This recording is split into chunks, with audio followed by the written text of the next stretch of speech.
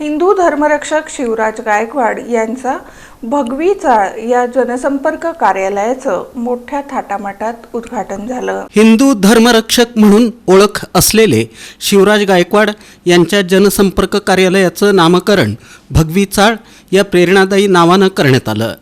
Employment चौक परिसरात झालेल्या या उद्घाटन सोहळ्याला अनेक मान्यवर आणि कार्यकर्त्यांची उपस्थिती लाभली। भगवी चाळ ही एक केवळ चाळ नव्हे तर ती एक विचारधारा आहे। धर्मासाठी, राष्ट्रासाठी आणि अन्यायाविरुद्ध लढणाऱ्या विचारांची ओळख। या चाळीतून आता गोरगरिबांच्या अडचणी, समाजातील समस्या आणि धार्मिक प्रश्न सोडवण्यासाठी कार्य केलं जाणार आहे। या उद्घाटन प्रसंगी बोलताना शिवराज गायकवाड म्हणाले की हे कार्यालय म्हणजे जनतेच्या सेवेसाठी उभा राहणारा किल्ला आहे। भगव्या विचारांचा जागर इथून होणार आहे। कार्यक्रमात अभिषेक सोनवणे यांनी मनोगत व्यक्त करताना सांगितलं की जिथं भगव्या विचारांचा धर्मध्वज फडकतो तिथं शिवराज गायकवाड यांच्यासारखे योद्धे उभे असतात। शिवराज गायकवाड हे युवकांसाठी एक आदर्श आहेत। धर्मनिष्ठा, निडरता आणि समाजप्रेम हा त्यांच्या कार्याचा केंद्रबिंदू आहे।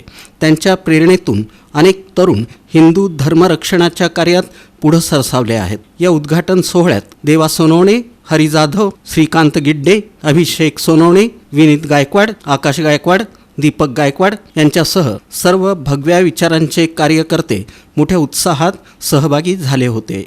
भगवी चाळ हे कार्यालय पुढं एक धार्मिक, सामाजिक आणि राष्ट्रीय चळवळीचं केंद्र ठरणार असल्याचा विश्वास यावेळी व्यक्त करण्यात आला।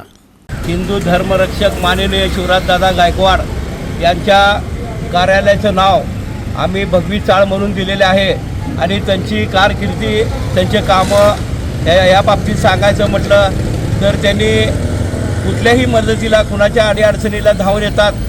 दवाखाना असो किंवा कुणाचं शाळेचं ॲडमिशन असो किंवा एखाद्या गरिबाला शैक्षणिक साहित्य नाही, वह्या नाही, पुस्तकं नाही, ते पुरवण्याचं काम त्यांनी करतात हिंदू धर्मरक्षक ह्या नावाने। आणि आज येथे आम्ही भगवी चाळ म्हणून ह्याला नाव दिलेलं आहे।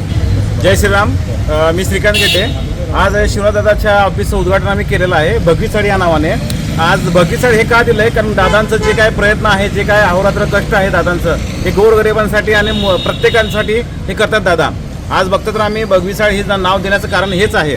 त्यासाठी आम्ही दादांचं शुभेच्छा करतो आणि दादांना हे मोठं आयुष्य पुढे आणि पुढच्या त्यांच्या वाटचालीला बरपाटी यावं हे एवढं बोलतो। जय श्रीराम।